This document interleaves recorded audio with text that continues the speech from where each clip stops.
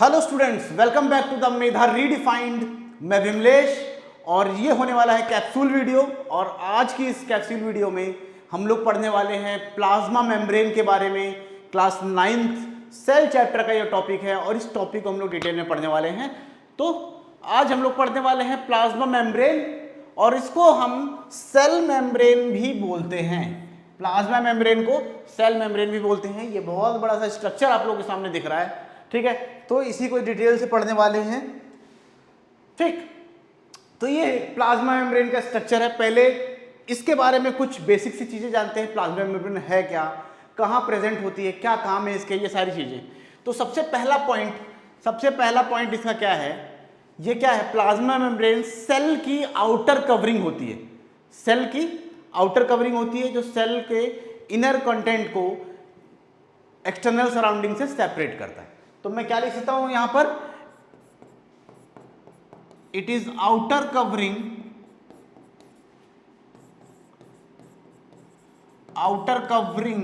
Of cell that separates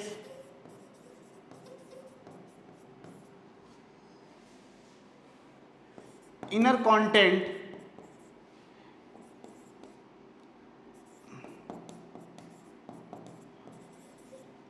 of cell from external environment,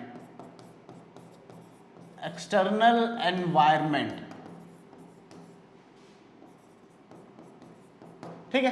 तो cell की ये outer covering होती है जो सेल को अपने चारों तरफ की चीजों से सेपरेट करके रखती है, एक अलग आइडेंटिटी प्रोवाइड करती है उसको, ठीक है।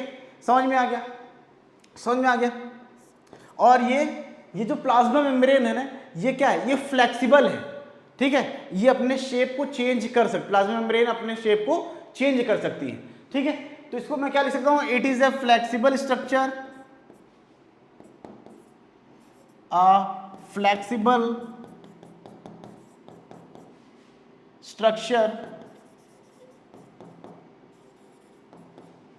made up of organic molecules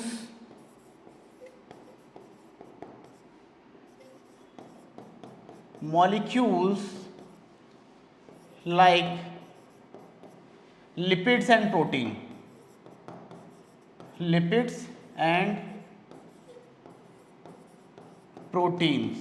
mainly, ठीक है। तो एक क्या है, एक तरीके का फ्लेक्सिबल स्ट्रक्चर है और ये ऑर्गेनिक मॉलिक्यूल से बना हुआ है, लगभग किसका, प्रोटीन एंड लिपिड्स का, और कुछ इसमें कार्बोहाइड्रेट भी प्रेजेंट होते हैं। तो इसका जो फॉर्मेशन होता है, प्लाज्मा मेम्ब्रेन का फॉर्मेशन होता है ना, उसको क्या बोलते हैं, फॉर्मेशन ऑफ प्लाज्मा मेम्ब्रेन को क्या बोला जाता है, formation of plasma membrane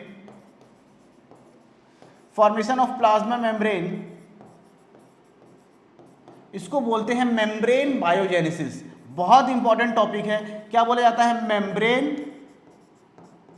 biogenesis, ठीक है। बहुत सारी चीजें मैं लिखूंगा नहीं, ठीक, वो मैं बताऊंगा, तो वो लोग आप ध्यान रखिएगा। तो इसका जो फॉर्मेशन होता है सेल मेम्ब्रेन का, उस प्रोसेस को बोलते हैं मेम्ब्रेन बायोजेनेसिस। और सेल मेम्ब्रेन को बनने के लिए, सेल मेम्ब्रेन या प्लाज्मा मेम्ब्रेन को बनने के लिए जो चीजें चाहिए, क्या क्या चीजें चाहिए, लिपिड्स, प्रोटीन एंड कार्बोहाइड्रेट, ठीक है। तो लिपिड मेम्ब्रेन बायोजेनेसिस के लिए क्या क्या चाहिए, lipid, mainly lipid and protein की जरूरत होती है। लिपिड कहां से मिलता है इसको, जब मेम्ब्रेन बायोजेनेसिस होती है, लिपिड कहां से मिलता है, लिपिड मिलता है smooth endoplasmic reticulum and protein कहां से मिलता है, प्रोटीन मिलता है रफ एंडोप्लाज्मिक रेटिकुलम, ठीक है। तो ये दो चीजें, lipids and protein, endoplasmic reticulum से मिलती हैं और एंडोप्लाज्मिक रेटिकुलम के थ्रू ही मेम्ब्रेन बायोजेनेसिस होता है या प्लाज्मा मेम्ब्रेन का फॉर्मेशन होता है, ये याद रखिएगा, ठीक है। ठीक, मेन जो इनके कॉन्स्टिट्यूएंट्स हैं वो क्या है, लिपिड और प्रोटीन है। और कुछ अमाउंट में कार्बोहाइड्रेट भी प्रेजेंट होता है, और जो कार्बोहाइड्रेट होता है, जो कार्बोहाइड्रेट होता है वो दो टाइप में होता है। एक होता है ग्लाइकोलिपिड, और दूसरा होता है ग्लाइकोप्रोटीन। जब कार्बोहाइड्रेट लिपिड के साथ जुड़ जाता है तो ग्लाइकोलिपिड बनाता है, और जब कार्बोहाइड्रेट प्रोटीन के साथ जुड़ जाता है तो ग्लाइकोप्रोटीन बनाता है।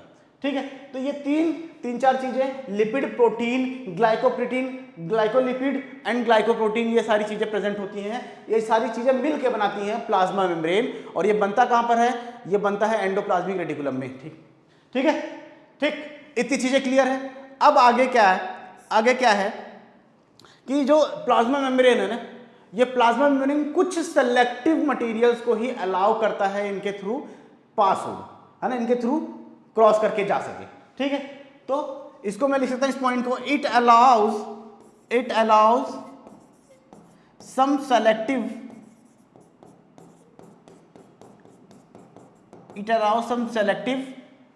materials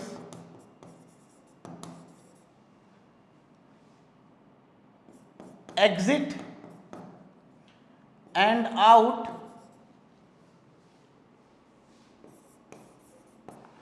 through them।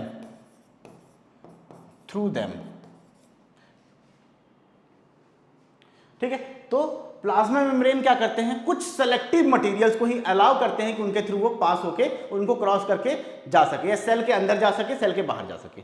ठीक है, इसीलिए इसको क्या बोलते हैं, प्लाज्मा मेम्ब्रेन क्या है? सेलेक्टिवली परमेबल मेम्ब्रेन है ना, selectively permeable membrane, selectively permeable membrane.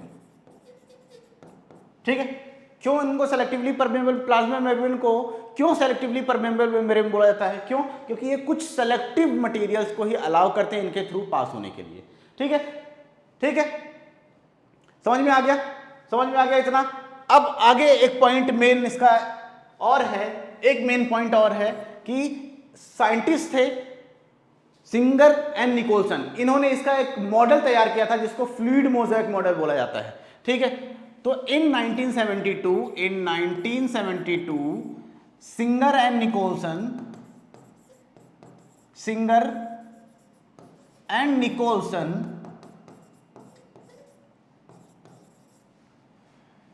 proposed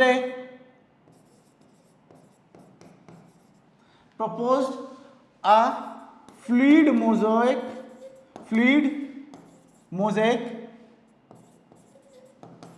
model of plasma membrane। ठीक है, समझ में आ गया। तो सिंगर एंड निकोलसन तो साइंटिस्ट थे जिन्होंने मिलके प्लाज्मा मेम्ब्रेन का एक फ्लूइड मोज़ेक मॉडल बनाया था 1972 में। ठीक है, इतनी चीज समझ में आ गई। सेल मेम्ब्रेन क्या है? सेल मेम्ब्रेन या प्लाज्मा मेम्ब्रेन सेल की आउटर कवरिंग है जो सेल को एक्सटर्नल सराउंडिंग से सेपरेट करती है, और ये प्लाज्मा मेम्ब्रेन फ्लेक्सिबल होती है, और कुछ organic molecules protein, lipid and carbohydrate की बनी होती है। इनके फॉर्मेशन के प्रोसेस को मेम्ब्रेन बायोजेनेसिस बोलते हैं। ठीक है, ये सारी चीजें हमने पढ़ ली। और क्या पढ़ा कि ये प्लाज्मा मेम्ब्रेन कुछ सेलेक्टिव मटेरियल्स को ही अलाउ करते हैं कि इनके थ्रू पास हो पाए, इसीलिए इनको क्या बोलते हैं? सेलेक्टिवली परमेबल मेम्ब्रेन बोला जाता है। ठीक है, इतनी चीजें क्लियर हैं। अब हम लोग इसमें पढ़ेंगे कि मटेरियल्स कैसे प्लाज्मा मेम्ब्रेन के थ्रू पास होते हैं। कोई भी सेल है तो सेल को क्या चाहिए? सेल को एक्सटर्नल एनवायरनमेंट से कुछ चीजें चाहिए होती हैं, और अंदर जो उनके वेस्ट मटेरियल्स बन रहे हैं उसको बाहर निकालने की भी जरूरत होती है ना। तो ये सारी चीजें कैसे पॉसिबल हो पाएंगी? जब प्लाज्मा मेम्ब्रेन से वो मटेरियल्स पास हो पाएंगे, है ना। तो प्लाज्मा मेम्ब्रेन से मटेरियल कैसे पास होते हैं उस प्रोसेस के बारे में हम लोग पढ़ते हैं। ठीक है, how materials pass through plasma membrane या फिर सेल मेम्ब्रेन। ठीक है, मटेरियल्स प्लाज्मा मेम्ब्रेन से पास कैसे होते हैं? तो ये दो प्रोसेस के थ्रू मटेरियल्स प्लाज्मा मेम्ब्रेन से पास होते हैं, सेल के अंदर और बाहर जाते हैं। वो दो प्रोसेस क्या है? वो दो प्रोसेस क्या है? पहला प्रोसेस है ऑस्मोसिस, बहुत पढ़ा होगा आप लोगों ने इसके बारे में। ऑस्मोसिस पहला प्रोसेस है, ऑस्मोसिस। और दूसरा है डिफ्यूजन। दूसरा है क्या? डिफ्यूजन।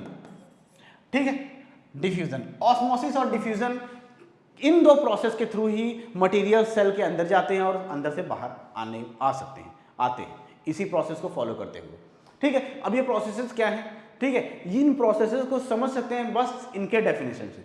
ऑस्मोसिस क्या है? Movement of water molecule from region of higher concentration to lower concentration through semi permeable membrane, it's called osmosis. ठीक है, तो मैं लिख दूं इसको, मैं लिख दूं, है ना, movement of water molecules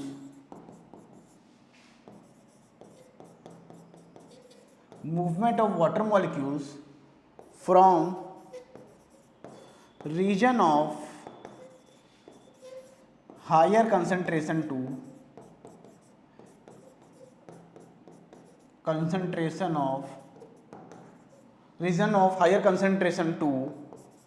lower concentration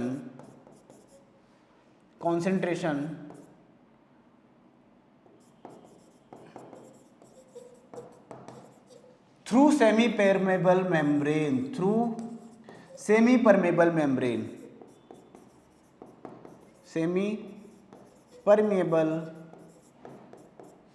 membrane।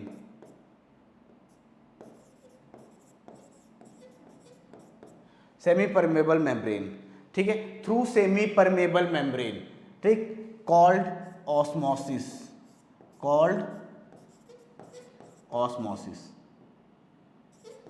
ठीक है। तो इस प्रोसेस को क्या बोलते हैं? ऑस्मोसिस बोलते हैं, ऑस्मोसिस बोला जाता है। ठीक है, जब वाटर हायर कंसंट्रेशन से लोअर कंसंट्रेशन की तरफ मूव करता है, ठीक है, थ्रू सेमी परमेबल मेम्ब्रेन, तो उस प्रोसेस को क्या बोलते हैं? ऑस्मोसिस बोलते हैं। सिंपल सही आप लोगों को याद रखना है। ठीक है, इसका एग्जाम्पल हो जाएगा क्या? इसका एग्जाम्पल क्या हो जाएगा? वाटर। इसका एग्जाम्पल क्या हो जाएगा? वाटर इसी प्रोसेस के थ्रू सेल के अंदर और बाहर जाता है। ठीक है, अब आ जाते हैं डिफ्यूजन। डिफ्यूजन क्या है? Movement of molecules. इसमें सिर्फ हम क्या लिख सकते हैं? Movement of molecules from higher concentration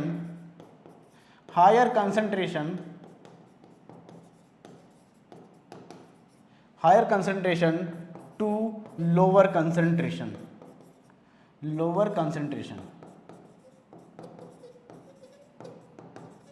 ठीक है, बस इतना सा।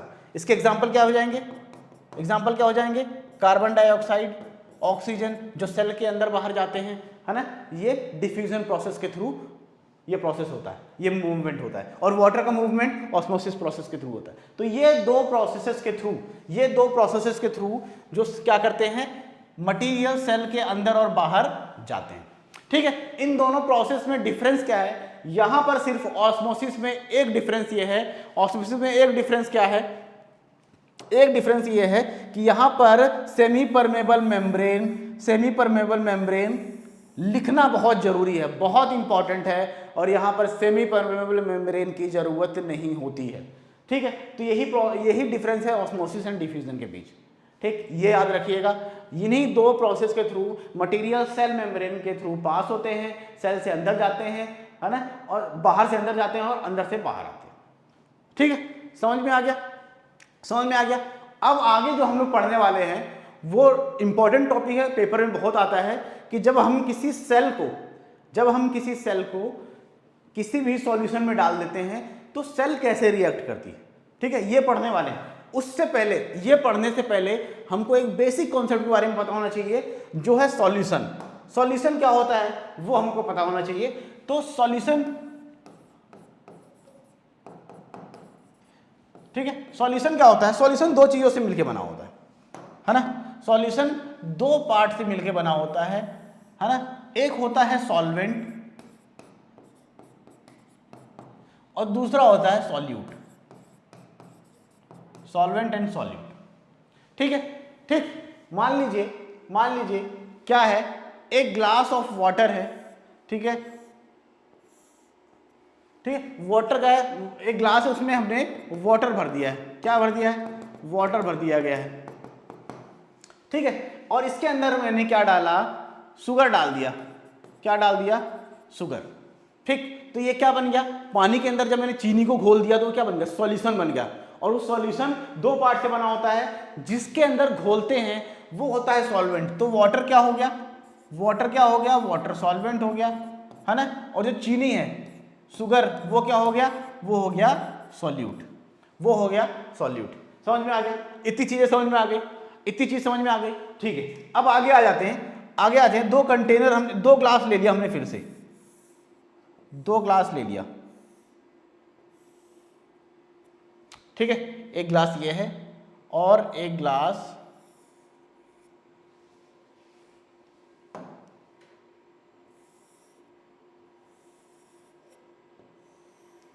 कुछ इस तरीके से, ठीक है। सेम टाइप के ग्लास है, इसमें भी हमने क्या भर दिया? पानी भर दिया। सेम अमाउंट ऑफ वाटर दोनों में भर दिया हमने, ठीक है। अब इसमें क्या है? इसमें 5 स्पून चीनी मिला दिया गया, ठीक है। और इसमें 1 स्पून चीनी मिला दिया गया, ठीक। 5 चम्मच चीनी डाल दिए, 1 चम्मच चीनी डाल दिया इसमें, ठीक है। दोनों क्या बन गए? सॉल्यूशन बन गए, ठीक है, सॉल्यूशन बन गए। लेकिन यहां पर जब हम देखेंगे कि इसके अंदर सॉल्यूट जो है, चीनी, वो हमने ज्यादा डाल the same amount of water में, और यहां पर चीनी जो है इसके कंपैरिजन में सेम अमाउंट ऑफ वाटर में कम है। तो यहां पर सॉल्यूट का कंसंट्रेशन किसमें ज्यादा है? सॉल्यूट का कंसंट्रेशन किसमें ज्यादा है? इसमें ज्यादा है या इसमें? ठीक है, तो ये 5 स्पून इसमें डाला गया है, तो इसमें सॉल्यूट का कंसंट्रेशन ज्यादा है ना। कंपैरेटिव एनालिसिस जब हम लोग करें तो ये क्या हो जाएगा? ये हो जाएगा क्या? ये हो जाएगा कॉन्सेंट्रेटेड सॉल्यूशन। क्या हो जाएगा? कॉन्सेंट्रेटेड सॉल्यूशन, कॉन्सेंट्रेटेड सॉल्यूशन, ठीक है। और इसके अंदर इसके कंपैरिजन में कम सॉल्यूट है, तो ये क्या हो जाएगा? Dilute solution.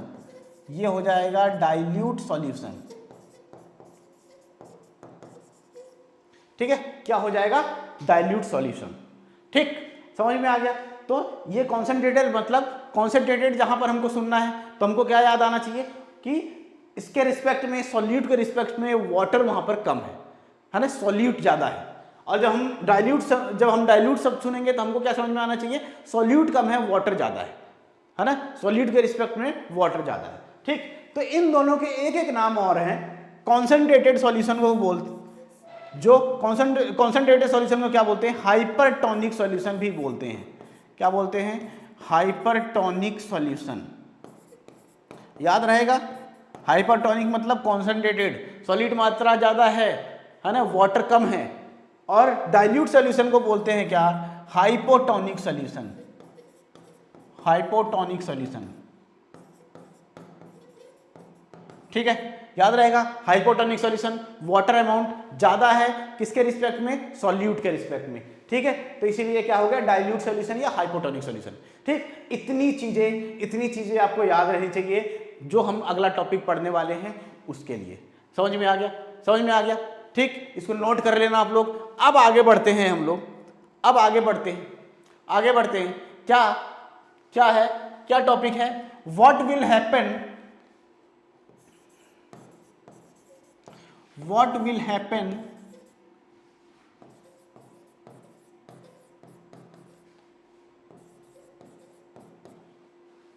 when a cell put in a solution of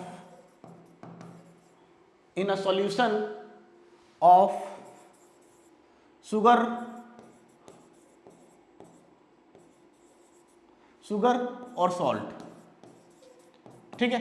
जब हम किसी सेल को एक शुगर के सॉल्यूशन या सॉल्ट के सॉल्यूशन में डालते हैं तो क्या होता है, ठीक है, क्या होता है। अब हम इसको समझने के लिए क्या करेंगे? 3 कंटेनर बना लेंगे। क्या बना लेंगे? 3 कंटेनर बना लिया हमने कुछ इस तरीके से, ठीक है, एक ये कंटेनर है, ठीक, दूसरा यहाँ बना लेते हैं,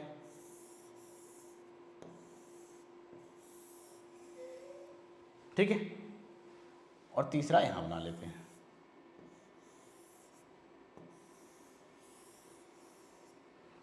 ठीक है, ठीक, 3 कंटेनर बन गए।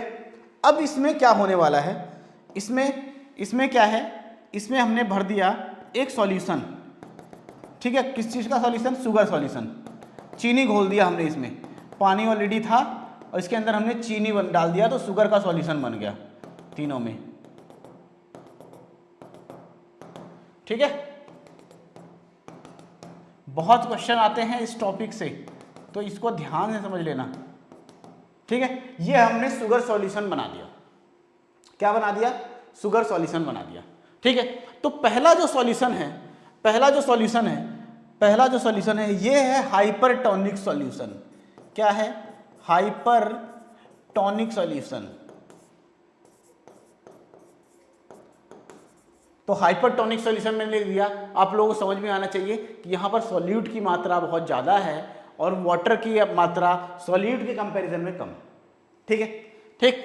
और यहाँ पर ये जो है ये है हाइपोटोनिक सॉल्यूशन, हाइपोटोनिक सॉल्यूशन, ठीक है। हाइपोटोनिक सॉल्यूशन मतलब ये डाइल्यूट सॉल्यूशन है, यहाँ पर सॉल्यूट का अमाउंट कम है as compare to this solution and as compare to the solute amount, solute कम है, वाटर का अमाउंट ज्यादा है, ठीक है, एक दूसरे के रिस्पेक्ट में। समझ में आ गया। तो हाइपरटोनिक सॉल्यूशन, हाइपोटोनिक सॉल्यूशन समझ में आ रहा होगा आप लोगों को, ठीक। अब क्या होगा, अब क्या होने वाला है, क्या होने वाला सोचिए।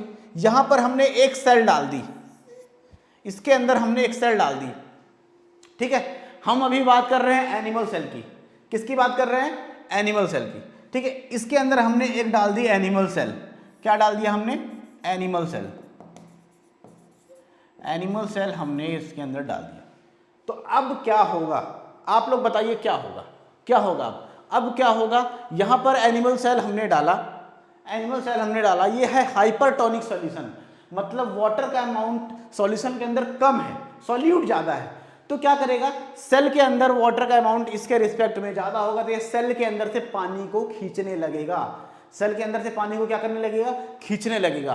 तो यहां पर क्या होगा, पानी सेल के अंदर से बाहर जाएगा, क्योंकि पानी का कॉन्सेंट्रेशन सेल के अंदर ज्यादा है और जो हाइपरटोनिक सॉल्यूशन है उसमें कम है उसके रिस्पेक्ट में, ठीक है, ठीक है। सेल के अंदर जो पानी है और सॉल्यूशन के अंदर जो पानी है उन दोनों को कंपेयर किया जाए तो सेल के अंदर का जो पानी का कॉन्सेंट्रेशन है वो ज्यादा है as compare to the solution के अंदर पानी का जो कॉन्सेंट्रेशन है।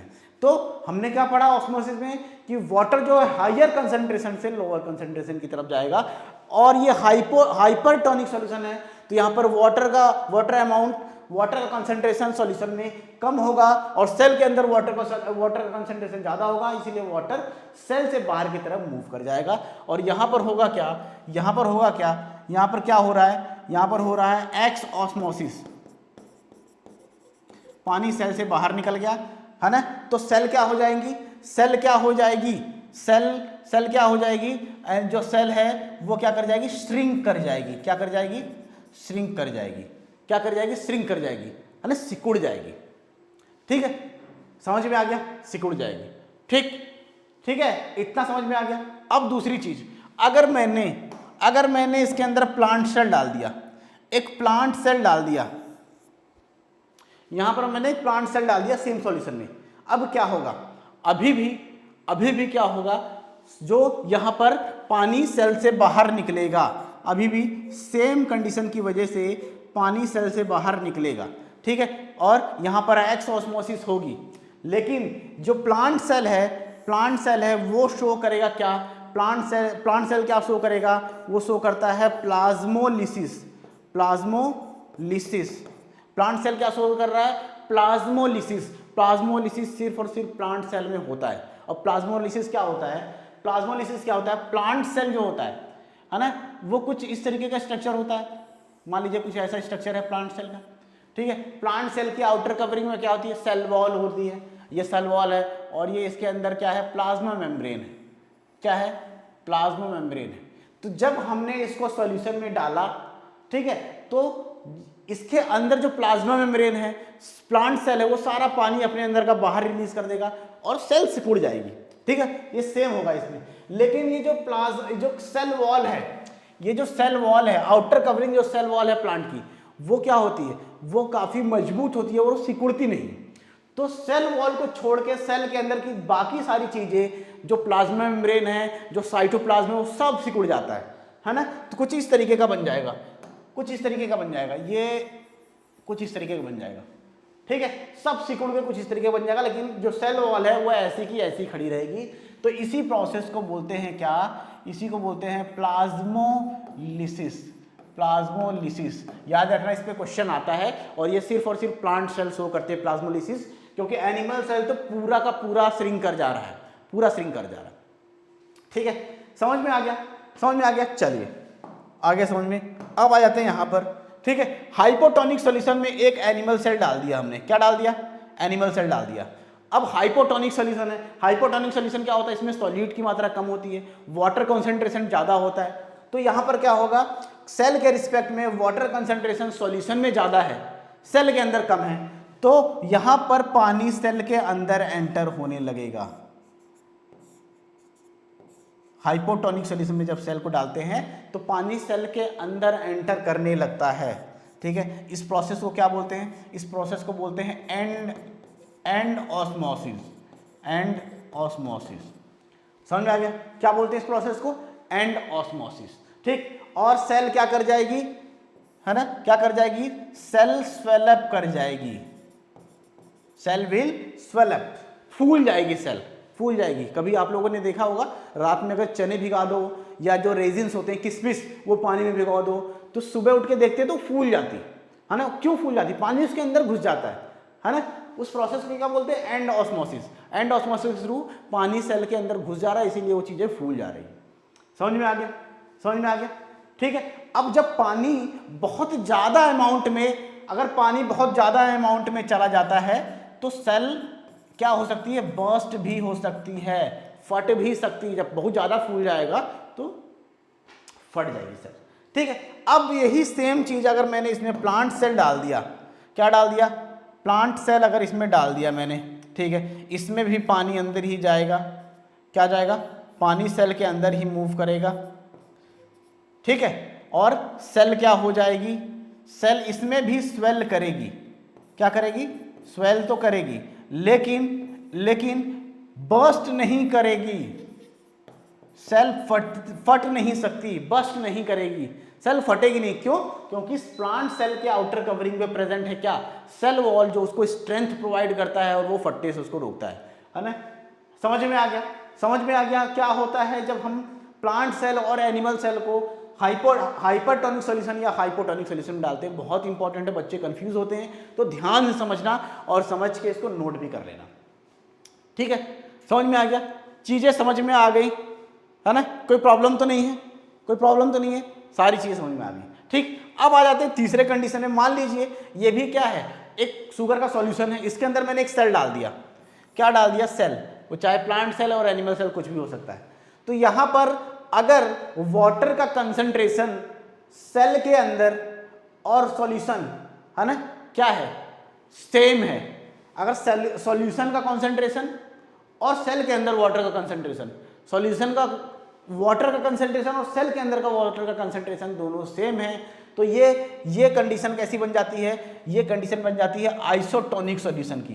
कैसी बन जाती है, आइसोटोनिक सॉल्यूशन। ठीक है, जब सेल का वाटर कंसंट्रेशन और सॉल्यूशन का वाटर कंसंट्रेशन दोनों क्या है, इक्वल, सेम है, तो वो कंडीशन कैसी बनती है, आइसोटोनिक सॉल्यूशन। और इसमें नेट जो मूवमेंट है वो जीरो होता है। नेट मूवमेंट जो वाटर का है ना, नेट मूवमेंट जो है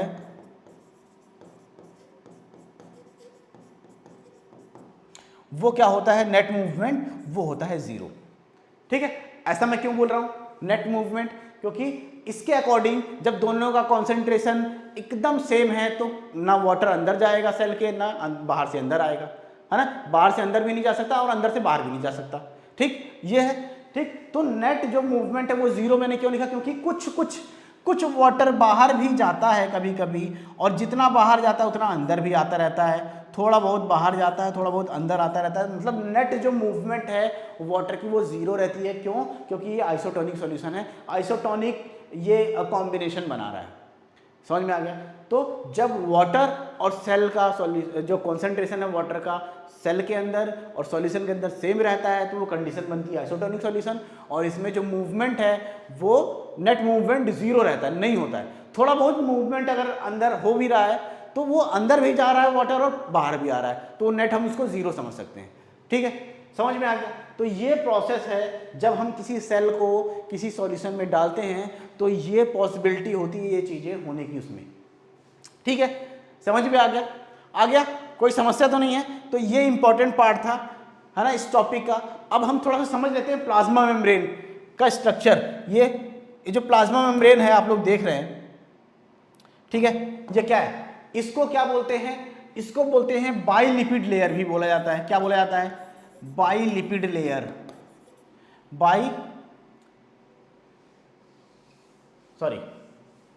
फॉस्फोलिपिड बाइलेयर बोला जाता है, sorry, phospholipid bilayer, phospholipid bilayer. ठीक है, ये जो लिपिड की ये जो येलो कलर की दो लेयर दिख रही है ना, ये है ना, ये दोनों तरफ एक फॉस्फोलिपिड की लेयर है, इसीलिए इसको फॉस्फोलिपिड बाइलेयर बोलते हैं। ठीक है, फॉस्फोलिपिड बाइ। ये जो आपको ब्लू कलर का स्ट्रक्चर दिख रहा है, जो ब्लू कलर का स्ट्रक्चर दिख रहा है, ये क्या है? ये है प्रोटीन। क्या है? प्रोटीन। ठीक है, और जो येलो कलर का स्ट्रक्चर दिख रहा है आप लोगों को, वो क्या है? वो है फॉस्फोलिपिड या लिपिड बोल सकते हैं। ठीक, और ये जो छोटे छोटे स्ट्रक्चर्स दिख रहे हैं, ये क्या है? कोलेस्ट्रॉल है। ठीक है, समझ में आ गया? तो ये मिला जुला के पूरा स्ट्रक्चर है जिसको हम क्या बोलते हैं? फ्लूइड मोज़ेक मॉडल, जिसको किसने बनाया था? सिंगर एंड निकोलसन ने 1972 में बनाया था। समझ में आ गया? तो ये बेसिकली स्ट्रक्चर था हमारा किसका? सेल का और सेल मेम्ब्रेन का। ठीक है, और यही पूरे डिटेल से हमने समझ लिया और इसमें कुछ भी नहीं बचा है जो आपके पेपर्स में इससे बाहर से या मतलब जितना भी आएगा सब जितना मैंने बताया है इसी के अंदर से आने वाला। तो याद रखिएगा आप लोग। ठीक है, तो ये सेल मेम्ब्रेन या प्लाज्मा मेम्ब्रेन कंप्लीट मैंने पढ़ा दिया और अच्छे से हमने हाइपोटोनिक सॉल्यूशन समझा। ठीक है, सेल को जब हम किसी सॉल्यूशन में डालते हैं क्या होगा वो सारी चीज़ें हमने समझ ली। ठीक है, तो आई होप बहुत हेल्प मिली होगी आप लोगों को। मिलते हैं अगले वीडियो में। तो प्लीज़ ये मत भूलिएगा कि लगातार सारे टॉपिक्स के आपको ये कैप्सूल वीडियोस मिलेंगी, प्लस हर चैप्टर के वन शॉट वीडियो भी मिलेगी, एनसीईआरटी के सॉल्यूशंस मिलेंगे, एग्जाम्पलर के सॉल्यूशन मिलेंगे। तो प्लीज़ चैनल को सब्सक्राइब करके बेल आइकन को दबा के रखें ताकि आप लोगों को आने वाली वीडियोस की इन्फॉर्मेशन सबसे पहले या तुरंत आप लोगों को मिल पाए। ठीक है, मिलते हैं ऐसे ही किसी अगली वीडियो में। Thank you very much, bye.